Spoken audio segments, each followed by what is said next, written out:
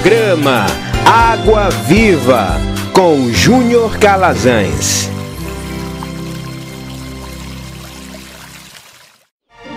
Momento de reflexão na Palavra de Deus.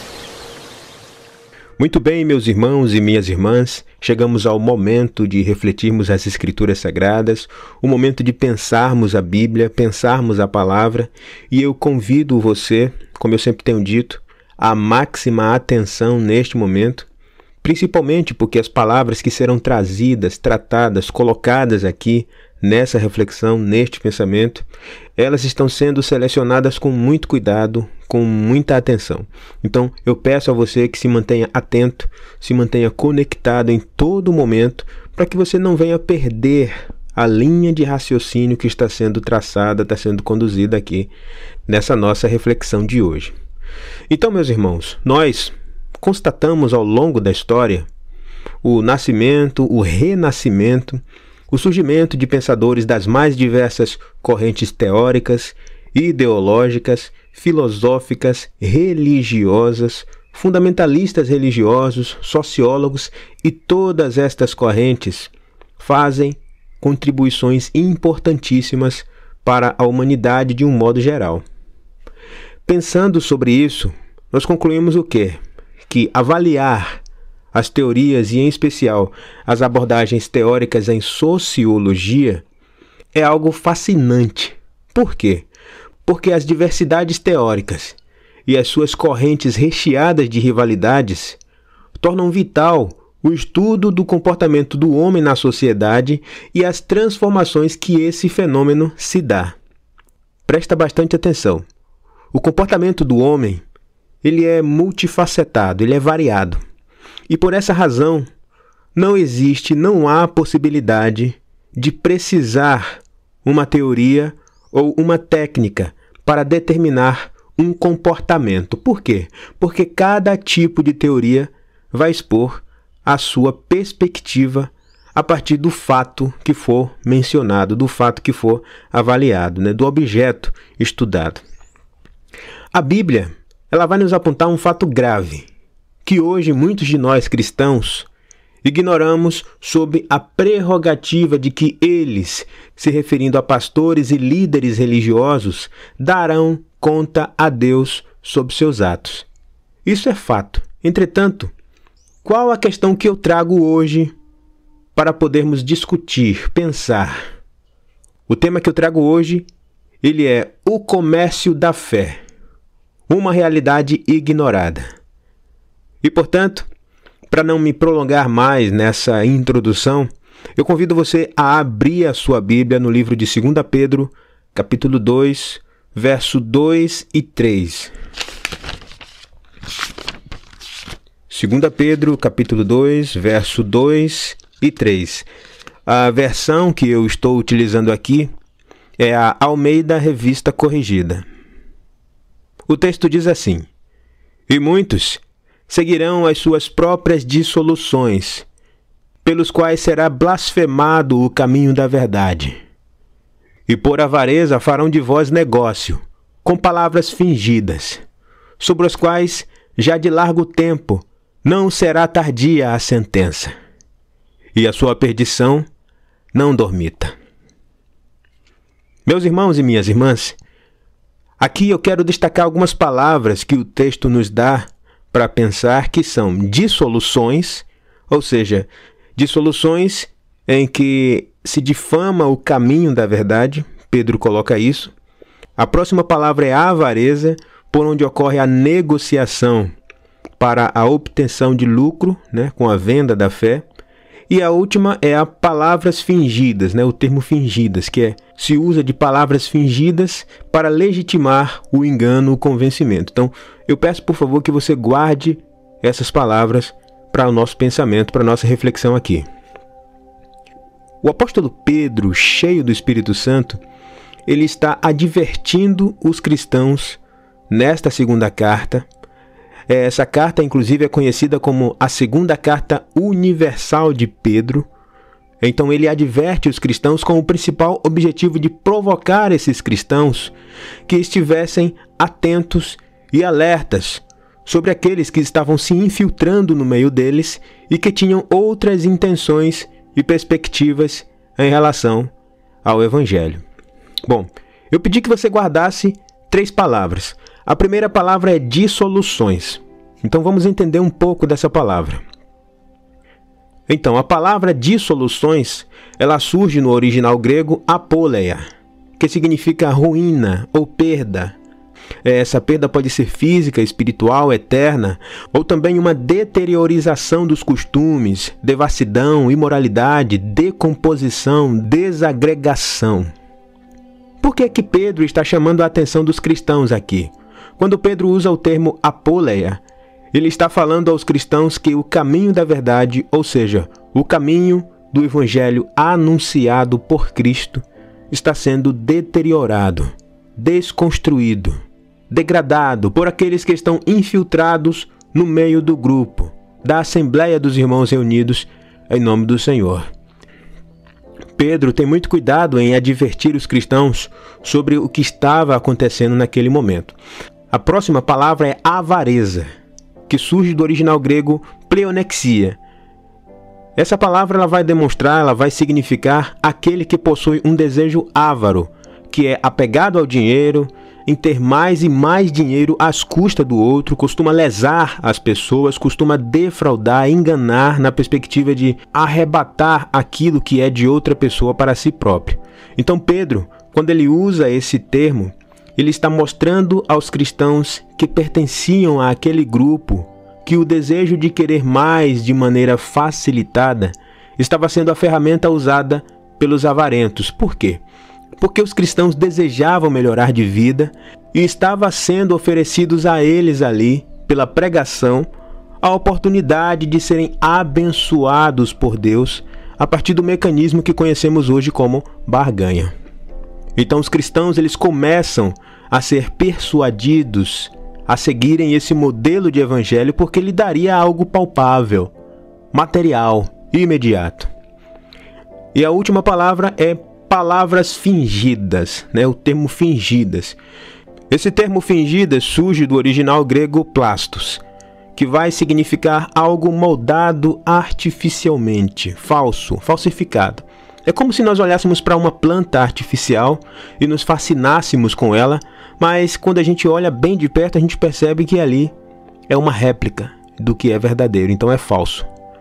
Então, quando Pedro ele usa esse termo nas Escrituras, ele está demonstrando exatamente que as palavras fingidas, ou palavras falsas, ou palavras moldadas artificialmente, estavam sendo usadas por aqueles que tinham como objetivo e perspectiva lucrarem com a pregação do Evangelho, lucrarem comercializando a fé, ou seja, a fé, naquele tempo, já era vista pelos apóstolos como uma possibilidade real de ser mercantilizada por aqueles que pretendiam lucrar a partir dela.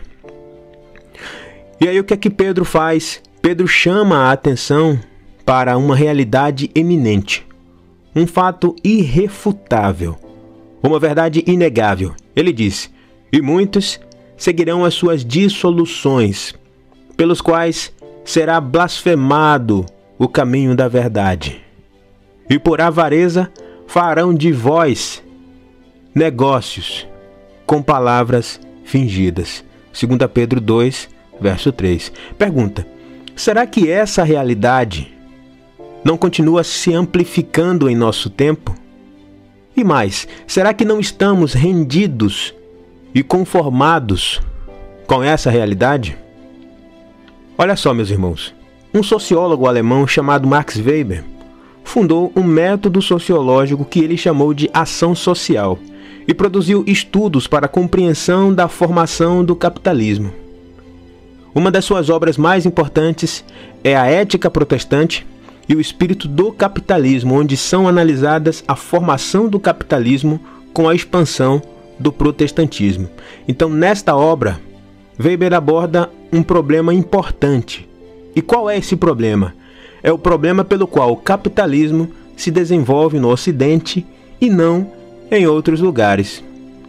Ele então faz uma pergunta: o que aconteceu para provocar um surto de desenvolvimento econômico na Europa a partir do século XVII? Weber vai identificar que o desejo de acumular riquezas entre civilizações eram muito diferentes, o que tornou difícil explicar. As pessoas passavam a valorizar riquezas pelo conforto, segurança, poder e prazer que ela proporciona. E aí Weber argumenta que no Ocidente, o desenvolvimento econômico é diferente e essa descoberta constitui aquilo que ele chama de espírito do capitalismo, que se traduz numa série de crenças e valores defendidos pelos primeiros capitalistas mercantis e industriais. E o que estava acontecendo aqui? As pessoas possuíam uma forte tendência a acumular riqueza pessoal, mas elas não usavam essas riquezas para manter um estilo de vida luxuoso e confortável, o que era diferente de outros ricos pelo mundo. Ao invés disso, eles reinvestiam em suas empresas para que elas continuassem expandindo, continuassem crescendo. Nesse ponto, Weber começa a sustentar a sua tese de que a atitude desenvolvida no espírito do capitalismo surge a partir da religião. Ele toma como base o cristianismo e a promoção causada pelos impactos da Reforma Protestante, que se expande e dá lugar a uma variedade de protestantismo, onde um deles é o puritanismo. Estes puritanos, meus irmãos, eles foram os primeiros capitalistas em sua maioria, e muitos seguiam as ideias de João Calvino, o qual mais tarde ele se transforma no movimento calvinista. E aí o que é que o calvinismo defende? O calvinismo defende a ideia de predestinação, onde apenas alguns indivíduos são selecionados por Deus e que somente a partir destes que foram separados será revelada a glória de Deus. E aí Weber continua dizendo que essa noção de predestinação do calvinismo determina que apenas algumas pessoas são eleitas por Deus e que estes que são eleitos irão para os céus. Assim, essa crença começa a causar uma certa ansiedade nos cristãos, porque foi moldada para que fossem identificados os sinais de eleição.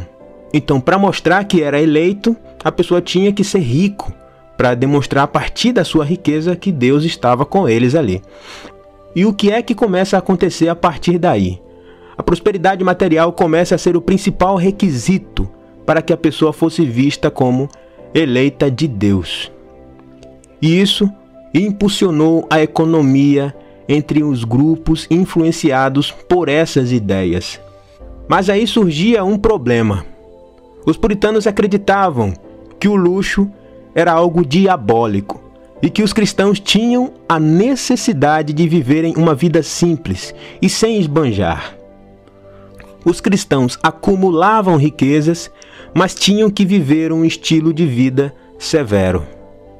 Então Weber conclui em sua crítica apontando que os motivos religiosos dos primeiros empresários, que eram os puritanos, eles não tinham a consciência das mudanças enormes que estavam provocando na sociedade moderna. E nessa crítica Weber fala que os puritanos acreditavam que trabalhavam e acumulavam por vocação. Mas a outra parte da sociedade era obrigada a trabalhar para que os empresários acumulassem. E por fim, ele diz que a compulsão econômica teve sua cota mais alta nos Estados Unidos devido à sua procura por riqueza despida do seu significado religioso, e que essa associação, ou seja, a associação da riqueza com o evangelho, da riqueza com o cristianismo, era uma associação puramente mundana. E o que é que a gente consegue perceber nesse pensamento de Max Weber trazendo para os nossos dias? Que as riquezas continuam sendo usadas pelos mecanismos religiosos como definidores, como evidência de que Deus elegeu aquele ou aquela pessoa. Meus irmãos, a religião tem se apropriado do nome sagrado, o nome de Deus, da divindade, para legitimar e construir uma razão paralela e alheia ao que as Escrituras estabelecem como ideal. E se formos honestos, meus irmãos, vamos admitir que em diversas situações na Bíblia há advertência para que passemos a compreender que essa é uma realidade que está posta e que isto se origina exatamente no comportamento humano. Vamos compreender um pouco mais sobre isso. Abra sua Bíblia no livro de Isaías, capítulo 56, versos 11 e 12. Isaías 56, versos 11 e 12. Eu continuo na mesma versão, é Almeida Revista Corrigida. O texto diz assim: E estes cães são gulosos, não se podem fartar. E eles são pastores que nada compreendem. Todos eles se tornam para o seu caminho, cada um para a sua própria ganância, cada um por sua parte. Vide, dizem eles, traremos vinhos e beberemos bebidas fortes, e o dia de amanhã será como um dia ainda maior e mais famoso. Meus irmãos, Isaías, ele foi considerado um grande profeta em Israel. Sua atuação foi emblemática, apesar de ser um homem de posição humilde.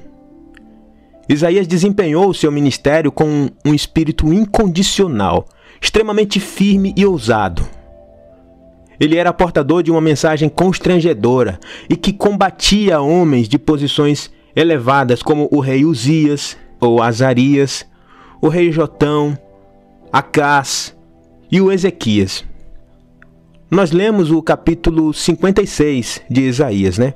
Então, dos capítulos 56 ao 66 deste livro, nós vemos uma coleção de profecias que tem como objetivo estimular a comunidade que tinha vindo do exílio da Babilônia e que tinham se reunido em Jerusalém com os que estavam dispersos ali.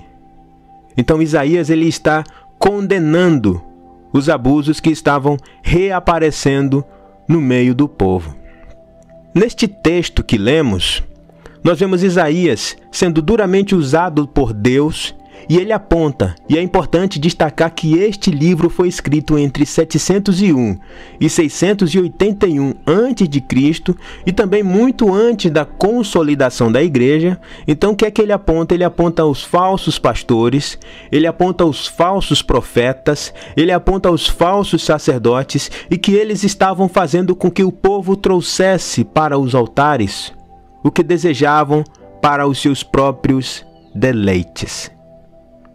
Isso não é nada novo, meus irmãos. Não é novo. Não se espante com isso. Abra sua Bíblia mais uma vez no livro de Mateus, capítulo 21, verso 12 ao 17. Mateus 21, do verso 12 ao 17. E diz assim: E entrou Jesus no templo de Deus, e expulsou todos os que vendiam e compravam no templo, e derribou as mesas dos cambistas e as cadeiras que vendiam pombas. E disse-lhes: Está escrito: A minha casa será chamada casa de oração. Mas vós a tendes convertido em covil de ladrões. E foram ter com eles cegos e coxos, e curou-os. Vendo então os principais dos sacerdotes e os escribas as maravilhas que fazia, e os meninos clamando no templo: Hosana, o filho de Davi, indignaram-se e disseram-lhe: Ouves o que estes dizem? E Jesus lhes disse: Sim. Nunca lestes: Pela boca dos meninos e das criancinhas de peito tirastes o perfeito louvor? E deixando-os, saiu da cidade para Betânia, e ali passou a noite. Meus irmãos, Jesus ficou enfurecido com o que ele estava presenciando no templo de Jerusalém. Ele ficou furioso. Presta bastante atenção numa coisa: Jesus não tratava com dureza as prostitutas. Ele não tratava com dureza os adúlteros ou coletores de impostos corruptos. Ele veio em graça chamar pecadores ao arrependimento, antes de vir outra vez para julgar aqueles que não o receberam.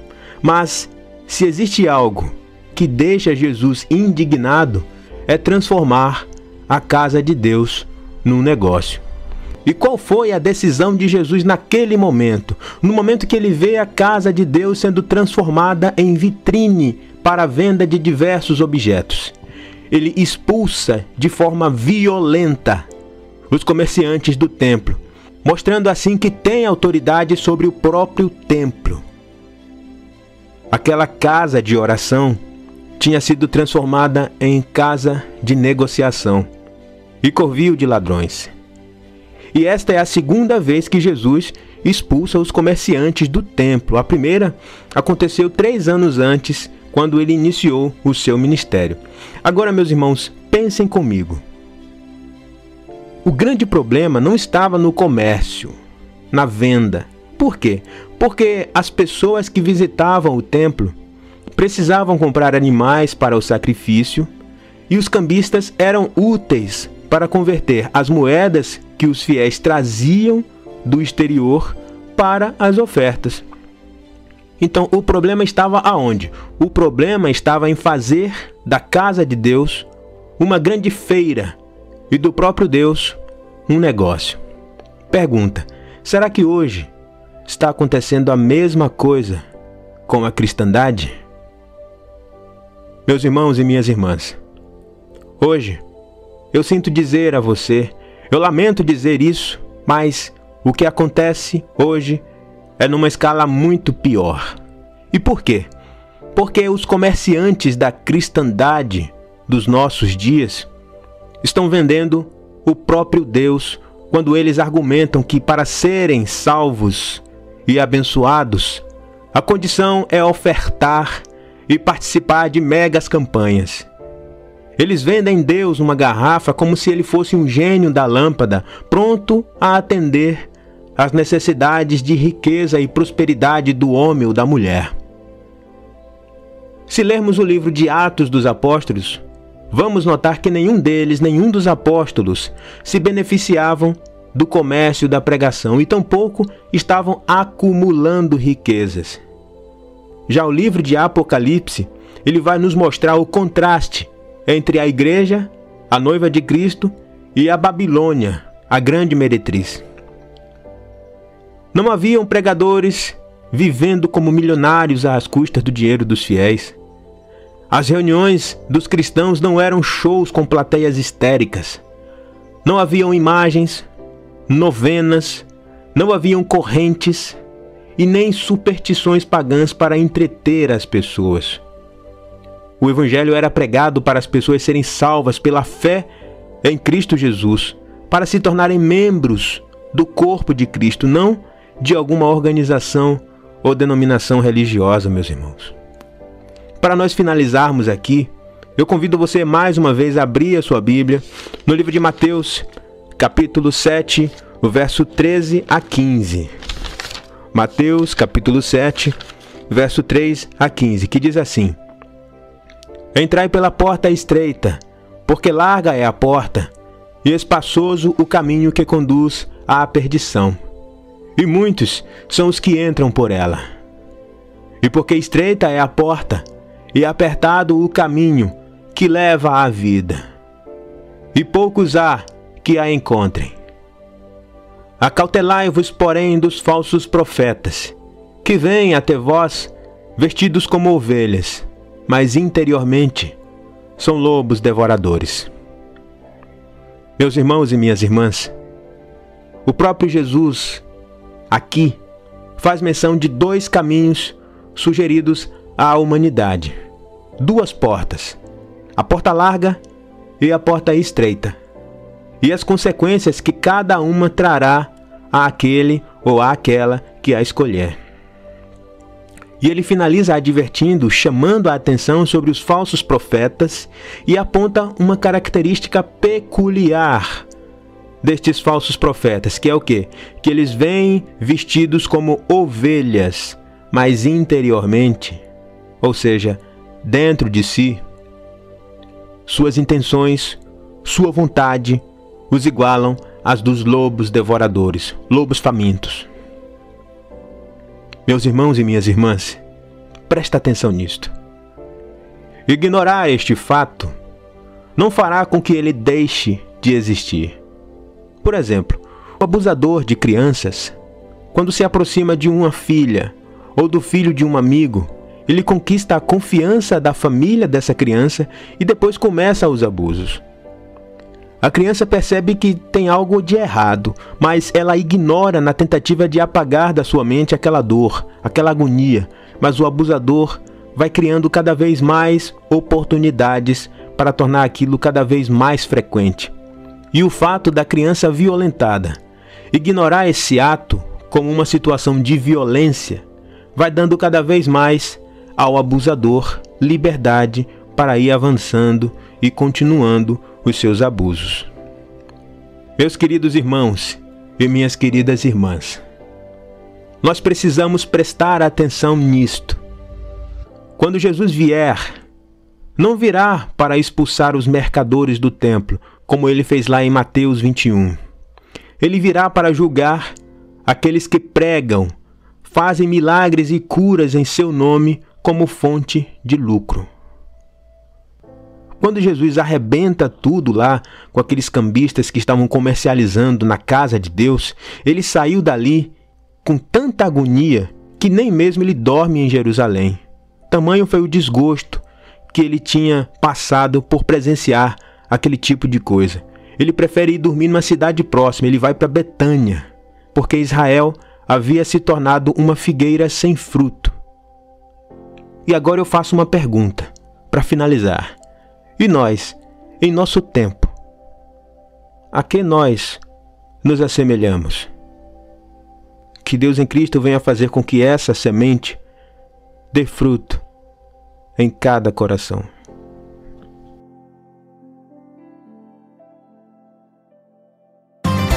Programa Água Viva com Júnior Calazans.